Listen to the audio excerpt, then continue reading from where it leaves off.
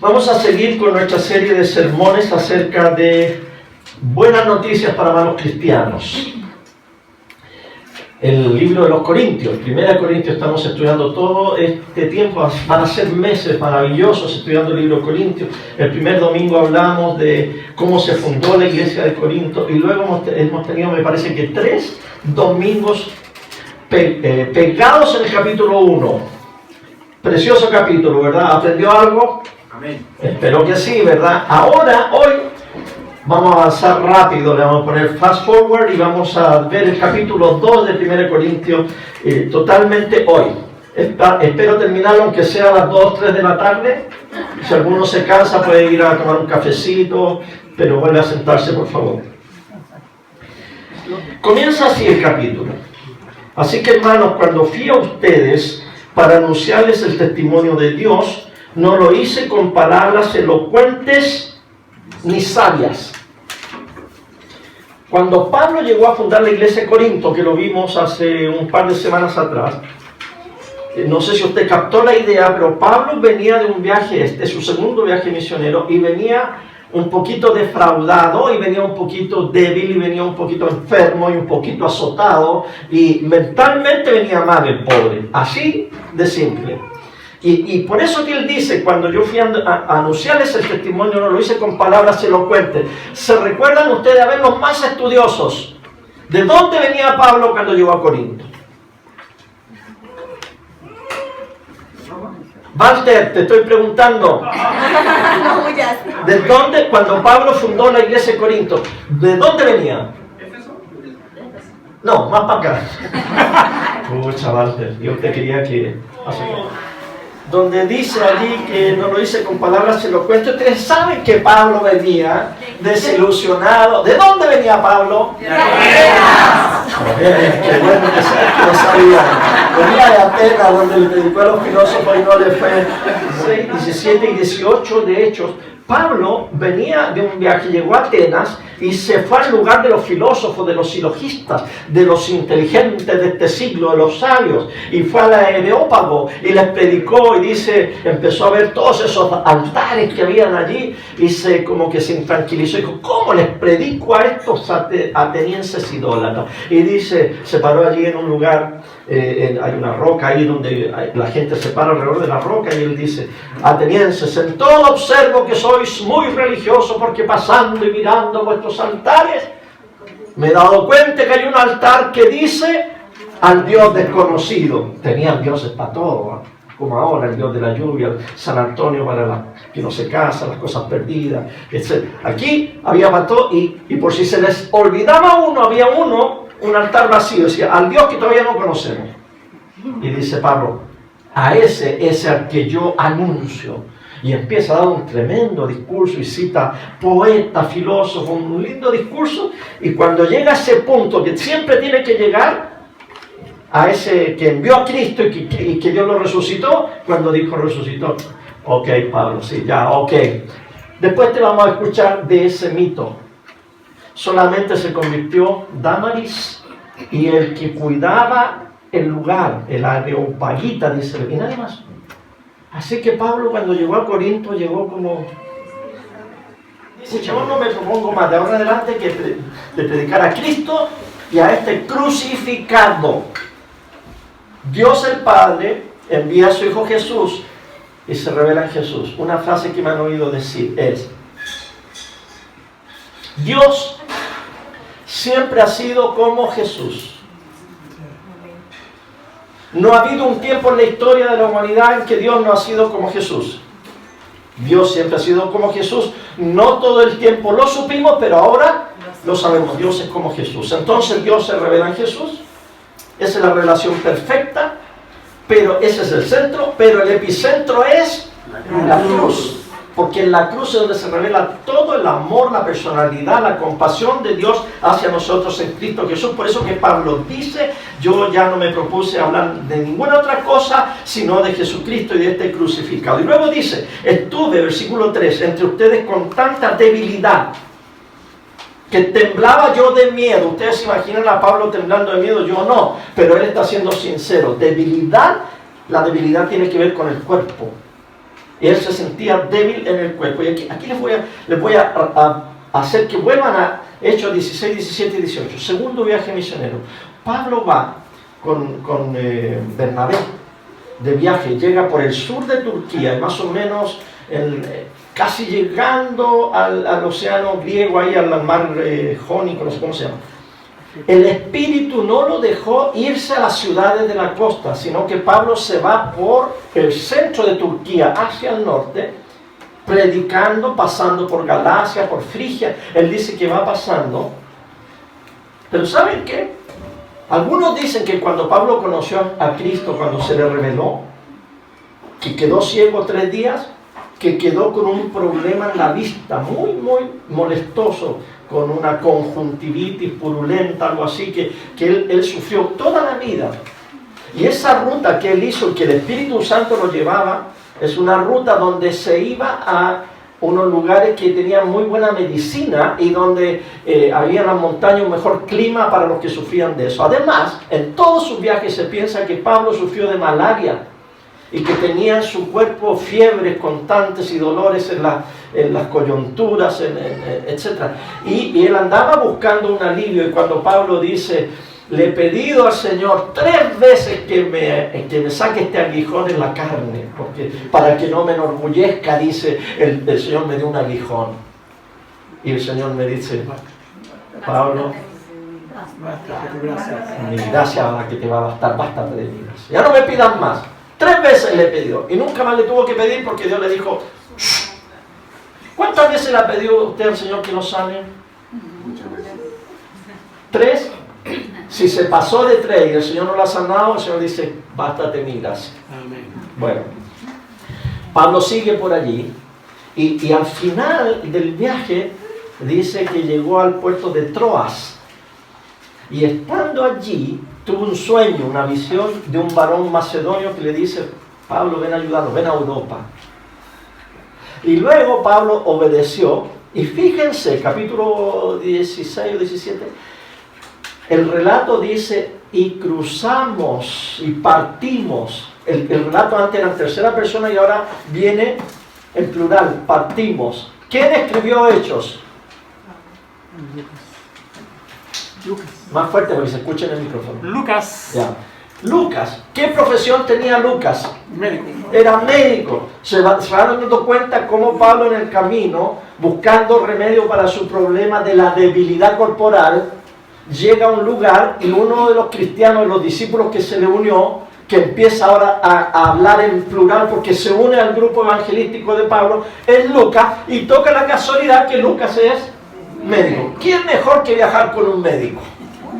Y pasan entonces a Filipos, donde predica el Evangelio, ahí lo azotan, lo meten preso, va a Tesalónica, hay un alboroto, después tiene que huir, llega a Berea, los de Berea eran más nobles, escucharon lo que él tenía que decir, y luego ahí le dijeron, vete de aquí porque vienen a perseguirte los de Filipos y los de Tesalónica, y se va a Atenas, y entonces llega a Atenas, empieza a pasearse por donde les dije, predica a los filósofos, nos le va muy bien, y llega a Corinto, y en Corinto, dice él, ¿cómo llegó? Llegué con tanta debilidad. Seguramente la fiebre, el problema de la vista lo afectaba, y luego la debilidad espiritual, la psíquica. Así que cuando usted se sienta deprimido, triste, con ataques de pánico, cuando usted se sienta, porque algunos dirán, oh, los cristianos no pueden sufrir eso. Mira, si Pablo hubiera estado en esta época, capaz que no hubiera dicho ahí, sufría de claustrofobia, de ataques de pánico, de agorafobia, tenía tanta debilidad. Mira, era tanto que cuando iba a hablar, tiritaba de miedo. Qué honesto, qué honesto. Así comienza este versículo. Versículo 4, ni mi palabra ni mi predicación se basaron en palabras persuasivas de sabiduría humana, sino en la demostración del Espíritu y del poder, para que la fe de ustedes no esté fundada en la sabiduría de los hombres, sino en el poder de Dios, que fue lo que hablamos la semana pasada. Entonces, vamos al versículo 6. Y aquí empieza a hablar él de la revelación y de la verdadera sabiduría que nosotros, los cristianos, tenemos que tener. Sin embargo, dice, entre los que han alcanzado la madurez, sí hablamos con sabiduría, pero no con la sabiduría de este mundo. Entonces, Lo primero que habla Pablo aquí es de la sabiduría. Anótelo también en sus hojitas, por favor. Y también habla del poder. De dos cosas habla aquí. Pero esta sabiduría y este poder tienen dos fuentes. La primera fuente de la sabiduría es Dios. La sabiduría de Dios habla Pablo, pero también aquí habla de la sabiduría humana. Y luego habla del poder de Dios, pero también habla de un poder que tiene raíces en el ser humano, en el hombre. Versículo 7 dice, más bien hablamos de la sabiduría oculta y misteriosa. Entonces ahora, versículos 6 al 8, él empieza a describir esta sabiduría que tenemos los cristianos. En primer lugar es oculta. En segundo lugar, misteriosa. Que desde hace mucho tiempo Dios había predestinado para nuestra gloria. Una sabiduría preparada desde la eternidad. Por lo tanto, la sabiduría de Dios es permanente. Recuérdense que Jesucristo es el mismo ayer, hoy y por los siglos. Y Dios siempre ha sido como Jesucristo. No ha habido un tiempo en que Dios no ha sido como Jesucristo. Perdón. Jesucristo es inmutable, no cambia. Dios no cambia. Por lo tanto, su sabiduría también es eterna. La tercera característica. Eterna. Es oculta, misteriosa y eterna. Y miren lo que dice aquí al final. Ahí nos incluye a nosotros. Desde hace mucho tiempo. O sea, eterna. Había predestinado ¿para qué? Para nuestra gloria. Ahí nos incorpora a nosotros la gloria de Dios. La belleza de Dios, la magnificencia de Dios, el peso de la calidad de Dios. Para eso Dios nos ha dado su sabiduría. Para que nosotros entremos a disfrutar también de su gloria. O sea que la predestinación que Dios nos ha hecho a nosotros no es para cualquier cosa. Es para experimentar y ser partícipe de la gloria de Dios. Versículo 8. Sabiduría que ninguno de los gobernantes de este mundo conoció. Entonces ahora habla de esta otra sabiduría. Esta es la de Dios. La sabiduría humana es de este mundo. En algunas Biblias habla de este siglo. Cuando habla de siglo, la Biblia no quiere decir 100 años, sino que habla de edades, tiempo. Este siglo es esta edad, es este tiempo. Entonces la sabiduría humana es de aquí, de ahora. Por eso, hermanos, que ha habido tanto conflicto también en las iglesias con este asunto del estallido social.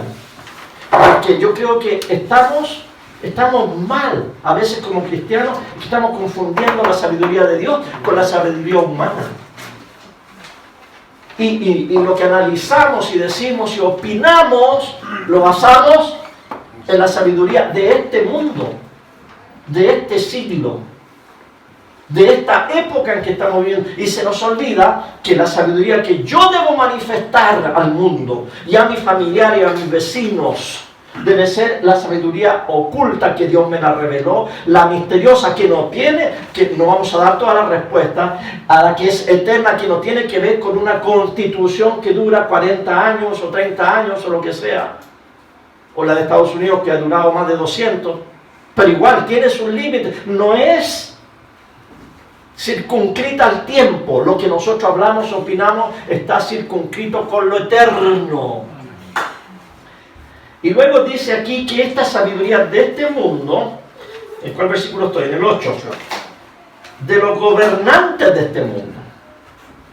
De este mundo. Escuchen, nos estamos metiendo en política. Pablo nos metió en política. Se metió con los gobernantes de este mundo. De los gobernantes, en nuestra democracia, el poder ejecutivo, y el poder legislativo y el poder judicial. La sabiduría de Dios no tiene nada que ver con esto, porque esa es de los gobernantes de este mundo, que se organizan bien o mal para tratar de llevar adelante una sociedad. El otro día escuché una historiadora que dijo que no nos olvidemos que la historia de Chile, cada 40 años tiene lo que estamos pasando ahora. Cada 40 años. Yo no me había fijado. Y empecé a mirar para atrás y da más o menos lo mismo. 40 años tiene que haber algo para reorganizarnos y poder seguir otros 40. Y luego estamos en el año 20, en el año 60. Si Dios me da vida y salud, voy a ver otro tipo de protestas, otro tipo de no sé cómo van a ser las barricadas en 60 años más, pero va a haber otra cosa que va a tener que reorganizar otra vez nuestra sociedad. Porque así va la cosa. El ciclo, la sabiduría de Dios es eterna, esta sabiduría humana es temporal. ¿Se ha dado cuenta usted? ¿Cuántas cosas que nosotros pensábamos que era así, de repente no es así? Se cambian. Porque la sabiduría de este mundo cambia, son temporales, pero la sabiduría eterna permanece. Ahora, mira lo que dice Pablo. Esta sabiduría, como no es de Dios, es humana, no hace las cosas ni la voluntad de Dios, no va por allí y dice, aquí está la prueba, por eso le puse aquí. La prueba está en el versículo 8. Si la hubieran conocido, o sea, si los seres humanos o en el tiempo de Cristo hubieran conocido la sabiduría de Dios que se oculta misteriosamente, si la hubieran conocido, nunca habrían crucificado al Señor de la gloria. No habrían, voy a poner la cruz nomás, al Señor de la gloria. Entonces usted dice, a ver un momentito, pero la crucifixión, y yo lo prediqué, es el lugar donde Dios se reveló, el epicentro de la revelación de Dios. O sea que si no hubiera habido crucifixión, no seríamos salvos, ¿verdad? Sí, pero lo que pasa es que la crucifixión, aunque Dios sabía y Cristo caminó, subió a Jerusalén sabiendo que su hora iba a llegar, aún así, la crucifixión es el crimen más grande que la humanidad ha cometido. Mataron a Dios, porque Jesucristo es Dios. No estamos hablando de un magnicidio, no estamos hablando de un homicidio, no estamos hablando de un asesinato sencillo, ni de una ¿cómo se llama cuando la turba viene y una ejecución ilegal? Todo eso, más un deicidio, porque mataron a Dios. Esto es lo más terrible. Es triste lo que hicieron con Dios, porque ahí la humanidad se reveló tal cual, es con la sabiduría humana. Por eso que Pablo dice, si hubieran ellos sabido, no habrían hecho este magnicidio, este deicidio, esta cosa tan horrenda que fue crucificar al Señor de la gloria. Y fíjense que tengo aquí gloria aquí y tengo gloria acá. Tenía que ver una cosa con la otra. La gloria de Dios con la gloria nuestra, que el ser humano se mete a empañar. Cuando yo era niño, en las oraciones que se hacían en la iglesia donde nos criamos, la iglesia pentecostal, habían hermanos que decían, Señor, que ninguna cosa empañe tu gloria, decían. Y yo de inmediato me imaginaba un espejo, un vidrio empañado. Y que así somos, cuando metemos la pata, cuando metemos nuestra sabiduría, empañamos la gloria de Dios. Y los gobernantes de este siglo fue lo que hicieron. Y luego, antes de venir acá, Fyodor Dostoyevsky, no lo escribí bien ahí, pero imagínense ustedes la pronunciación. Tengo descuidado un poquito el ruso. Este autor del siglo XIX, excelente autor, yo he leído varias de sus obras, sus novelas, entre ellas El crimen y castigo, El idiota, y la más grande obra de él es Los hermanos Karamazov. Algunos críticos literarios dicen que el capítulo más importante de Los hermanos Karamazov es la historia del gran inquisidor. En esa historia, en ese capítulo, se cuenta de que en Sevilla el gran inquisidor era un viejito de 90 años, muy flaco, muy enjuto, muy cascarrabias, era el inquisidor de Sevilla. Y cuando estaban allí haciendo los autos donde quemaban a los autos de fe que le llaman, quemaban a los herejes, llega Jesucristo caminando entre la multitud y la gente lo reconoce y empieza a pedirle que los bendiga, que haga milagros, que los sane. El inquisidor se da cuenta que Jesús anda metido ahí y lo mete preso. Jesús está solo, preso, está en la cárcel, y en la noche va el inquisidor a hablar con él. Y empieza entonces a decirle, tu mensaje fracasó. La gran metida de pata, no dice así, pero yo lo digo, la gran metida de pata que tú hiciste, Jesús, fue no haber cedido a las 3 tentaciones en los 40 días que tuviste, porque si tú hubieras convertido las piedras en pan y hubieras alimentado a todo el mundo, te habrías ganado el mundo para ti. Como tú no lo haces ahora, nosotros que tenemos plata en la iglesia, ahora nosotros alimentamos a la gente. No quisiste ceder a la tentación de ser famoso, de hacer milagros, etc. Mira, le dio un tremendo discurso para al final y Jesús no respondió nada. Al final decirle, mañana te voy a quemar. Jesús se levanta, toma al gran inquisidor y le da un beso en la boca. El inquisidor tiembla, abre la puerta y se va y deja a Jesús libre. Muy misterioso, ¿ok? ¿Para dónde voy yo? Porque Pablo ya está diciendo, si ustedes hubieran sabido, los gobernantes de este mundo no habrían crucificado al Señor de la gloria, si ustedes hubieran entendido. Ahora, no sé si se han fijado que en hebreo Pablo dice, habla algo así de como, volvemos a crucificar al Señor. ¿Cómo es que nosotros podríamos volver a crucificar al Señor si Él murió de una vez y para siempre? Y luego viene su resurrección y después viene el juicio. Pero hay una manera en despreciar el sacrificio de Cristo en la cruz. Una manera de volverlo a matar.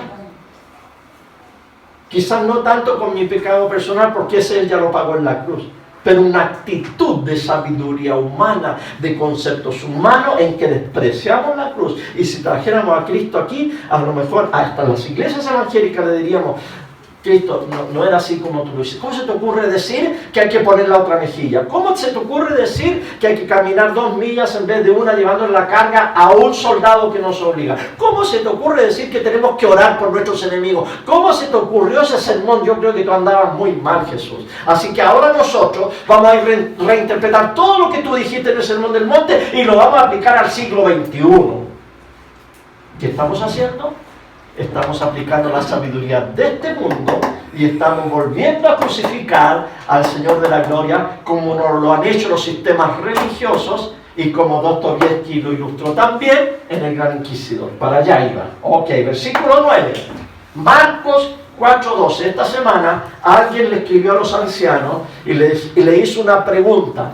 No puedo entender por qué en Marcos 4:12 dice esta persona, Marcos 4:12, al terminar la parábola del sembrador, dice el Señor, 4:12,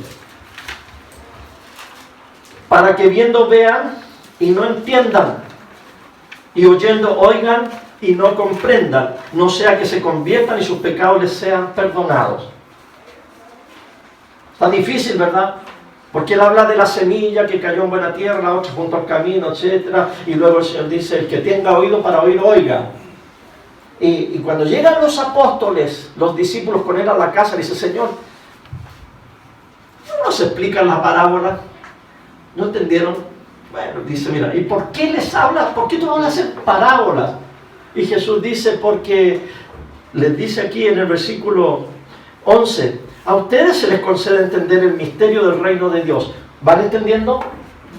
A ustedes que son mis seguidores, a ustedes yo les doy la sabiduría oculta, a ustedes yo les revelo los misterios del reino, a ustedes les traigo esta verdad eterna para su gloria, a ustedes. Pero luego dice aquí, pero a los que están afuera, todo se les dice por parábola. ¿Para qué? Para que viendo, vean y no entiendan, y oyendo, oigan y no comprendan. Y no sea que se conviertan y sus pecados les sean perdonados. Entonces esta persona nos dice, pero ¿acaso Dios no quiere que todos los pecados sean perdonados y que todos nos convirtamos? ¿Por qué dice Él que les dice y los confunde para que no entiendan y no vean? Y volviendo a Corintios, las cosas que ningún ojo vio, otra vez refiriéndose a la vista, ni ningún oído escuchó, ni ha penetrado en el corazón del hombre, son las que Dios ha preparado para los que le aman. Así que es difícil responder eso, pero mi respuesta es esta. Hay gente que va a ver a Cristo. Hay gente que se va a derretir al amor, frente al amor de Dios, lo va a recibir en su corazón, sus pecados van a ser perdonados, va a ser lleno del Espíritu Santo, va a ser resucitado el día postrero y va a gozar de la gloria eterna porque fue un receptáculo de la sabiduría de Dios y del entendimiento de las cosas que dice Pablo que se hablan entre los espirituales. Ese es por un lado. Vamos a oír y vamos a entender, vamos a ver y vamos a mirar y vamos a ver. Me oye pero no me escucha, vamos a oír y vamos a escuchar. Pero hay gente en el mundo que no va a haber caso, que aunque se les diga, aunque se le hagan dibujitos en la pizarra, aunque se le hagan videos, aunque se le escriban libros, hay gente que viendo no quieren ver, hay gente que escuchando no quieren escuchar, tienen filtros, tienen encallecida la conciencia, dice el apóstol Pablo. O sea que de una y otra vez, cuando habla de cómo se hacen los callos, yo que toco la guitarra, aquí tengo callos, yo me muerdo aquí y voy sacando la piel dura que está allí, porque domingo tras domingo y algunos días de la semana estoy aplastando la yema de mis dedos hasta que se hace un callo y ya no siento. Hay personas espirituales que constantemente están escuchando la palabra de Dios, que es como una espada de doble filo, que es como un martillo que golpea, y sin embargo no se dejan atravesar por las verdades de Dios y van haciendo callo, y al final dice el apóstol Pablo que tienen encallecida la conciencia. Por lo tanto, esto lo que está diciendo Jesús es porque es lógico. Yo quisiera, y Dios quiere, y dice el apóstol Pablo, que quiere que todos procedan al arrepentimiento. Todos. Desgraciadamente van a haber familiares muy queridos tuyos que no van a proceder al arrepentimiento. Gente muy cercana a ti, muy querida tuya, que no van a dar el paso. Y nosotros tenemos que tener nada más misericordia y seguir con la cantinela, con el martilleo del Evangelio, con la palabra de la cruz, que es locura, porque hay gente que se va a perder. Pero Dios que tenga misericordia. Bueno, luego pasamos acá donde habla en el versículo 10, pero Dios nos la reveló a nosotros por medio de ¿qué? Del Espíritu de Dios. Entonces aquí es donde Dios habla de su Espíritu, del Espíritu de Dios, porque el Espíritu, hay dos cosas, anoten allí, lo examina todo y el Espíritu, versículo 10, porque el Espíritu lo examina todo, aún las profundidades de Dios, y las revela. Eso es lo otro, examina y revela, el Espíritu de Dios. Como es el Espíritu de Dios y está dentro de Dios, en la Trinidad Divina, ahí está el Espíritu de Dios, examina todo lo del Espíritu y conoce todo lo que es de Dios, pero no se queda callado. Jesús dijo, yo me voy, porque es necesario que yo me vaya, porque si no me voy, no vendría el Espíritu de verdad que les revelará y les recordará todas las cosas que yo les he mandado. Entonces el Espíritu que viene de la Trinidad perfecta de Dios y desciende en Pentecostés y se esparce en todos los creyentes a través del bautismo del Espíritu Santo, entonces nos da a nosotros la revelación de Dios. 11. Porque ¿quién de entre los hombres puede saber las cosas del hombre, sino el espíritu del hombre que está en él? Entonces ahora habla de otro espíritu y lo compara. Aquí está el espíritu humano, el espíritu suyo, el mío, lo dentro, lo que es de adentro, lo que no se ve, es el que lo conoce a usted, ¿verdad? Asimismo, luego dice Pablo, nadie conoce las cosas de Dios sino el Espíritu de Dios. Así como mi espíritu conoce mis cosas interiores, así el Espíritu de Dios conoce las cosas interiores de Dios. Y nosotros, dice, versículo 12, no hemos recibido el espíritu del mundo. Aquí pone otro espíritu. Agrega otro espíritu a esta trilogía. ¿Cuál es? Hay otro que es el espíritu del mundo. Fíjese que no dice el espíritu del diablo. No lo toma en cuenta el diablo. Es el espíritu que a lo mejor proviene del diablo, pero que prevalece aquí en esta sociedad, en esta sabiduría humana, ese espíritu que es de este mundo, ese espíritu que es de los gobernantes y los políticos y las fuerzas armadas de este mundo, y de los, me faltó eso también para que no se me enojen, y de los grandes empresarios, de los que tienen plata, de los poderes fácticos, ahí lo resumimos mejor. Ese espíritu de los poderes fácticos de este mundo está alentado satánicamente, ¿verdad? Así que aquí nosotros estamos en el medio. Estamos entre el espíritu del mundo y el espíritu de Dios. Y yo le quiero decir ahora, como dijo Josué al final de su día, elijan hoy a quién van a servir. Si al espíritu del mundo en cuya tierra habitáis, o el espíritu del mundo de aquellos que venían sus antepasados del otro lado del río. Pero yo, dice José, yo estoy transliterizando para nuestro siglo XXI, pero yo y mi casa serviremos al Espíritu de Dios. Así que aquí estamos, miren. O recibimos de arriba o recibimos de abajo. Aquí hay una llave, aquí hay una compuerta en tu vida. Hay una manera que es como una compuerta de agua, ¿verdad? De un canal. Tú tienes la facultad de decir, le voy a abrir a este lado o le voy a abrir a este otro lado. Si quieren, los ríos de agua viva que prometió el Señor, porque Él dijo que todo aquel que cree en Él, de su interior, de su espíritu, surgirá ríos de agua viva.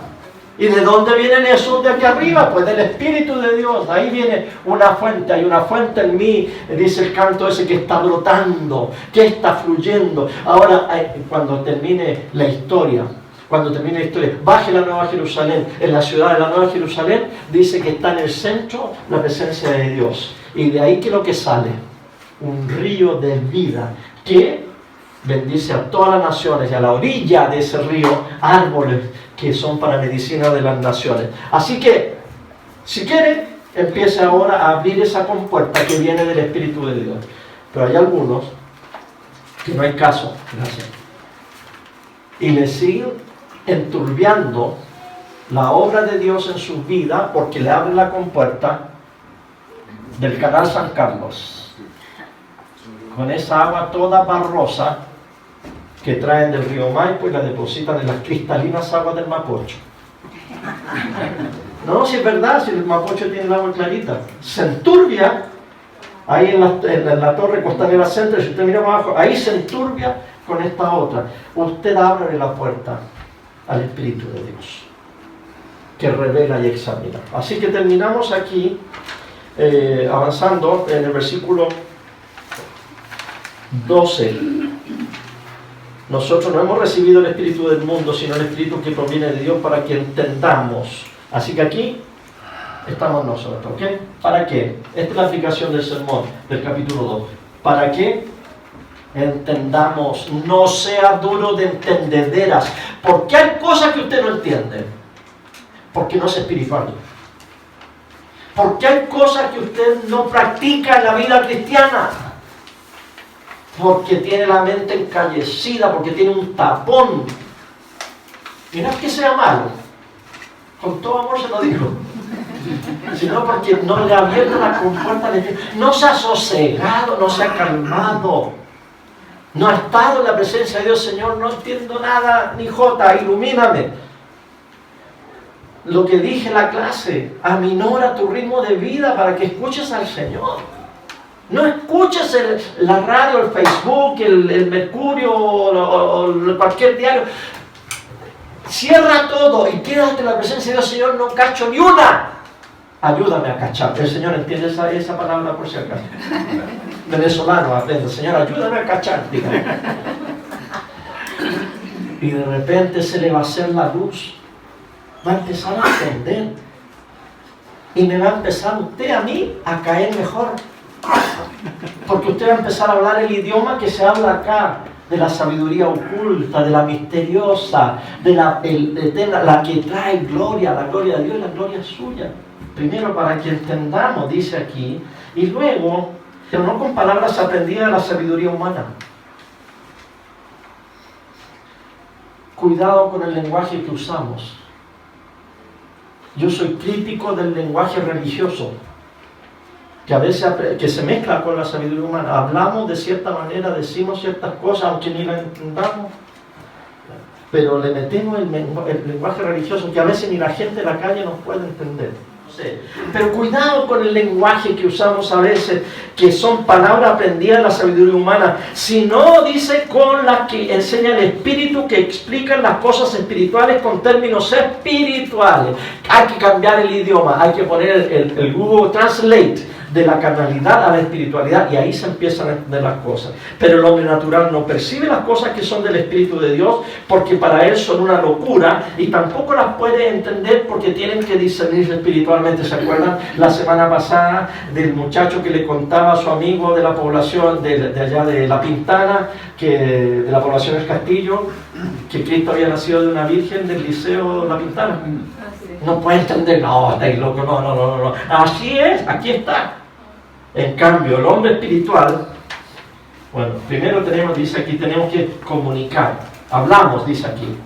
A veces se habla, a veces se escribe, a veces el Evangelio nomás con un abrazo se transmite, se comunica. Y luego dice aquí, en cambio, el hombre espiritual juzga todas las cosas. O sea que nosotros tenemos que entender, comunicar, tenemos que juzgar. Y alguno dirá, pero Jesús dice que no debemos juzgar. Claro, no debemos juzgar injustamente. No debemos juzgar la paja del ojo ajeno cuando yo tengo tremenda bigota en el mío. Eso es juicio injusto. Pero el mismo apóstol Pablo, y aquí lo vamos a ver en esta carta, él juzga. Dice, yo no estoy con ustedes, pero ustedes tienen ahí un pecador en la iglesia. Yo en el espíritu ya yo lo juzgué. O sea, yo puedo juzgarlo a usted cuando usted está siendo un pecador. Y ni como pastor, sencillamente como cristiano le puedo decir, tú estás mal y te vas a ir al infierno. Tú vas a experimentar la ira de Dios, porque le estás dando la espalda al fuego del amor de Dios y ese te quema, porque tú estás mal. Y ese no me va a poder decir, Jesucristo dijo que tú no deberías juzgarme. No, yo sí te puedo juzgar en cuanto a la palabra, y te puedo juzgar en cuanto a tu pecado. Ese es un juicio justo. Ahora, diferente sería que si yo te estoy diciendo, tú estás en pecado inmoral, tú eres un adúltero y te condeno en el nombre de Jesús, y si esa persona me dice, bueno, ¿y tú? ¿Y tú? ¿Por qué me juzgas a mí? Yo te juzgo porque yo soy fiel a mi señora. Ahora, si yo fuera infiel a mi señora, yo no te puedo juzgar. Así que los cristianos, especialmente los líderes, estamos para juzgar, pero juzgar justamente como Dios lo hace, hacer la diferencia entre lo bueno y lo malo. Y por último, con esto termino, bueno, 15, en cambio, el hombre espiritual juzga todas las cosas, pero él no está sujeto al juicio de nadie, porque es espiritual.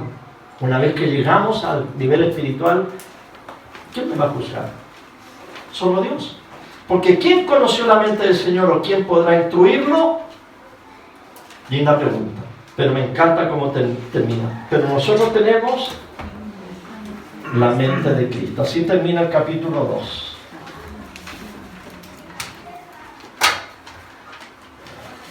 ¿Podría usted decir tenemos la mente de Cristo? 10%.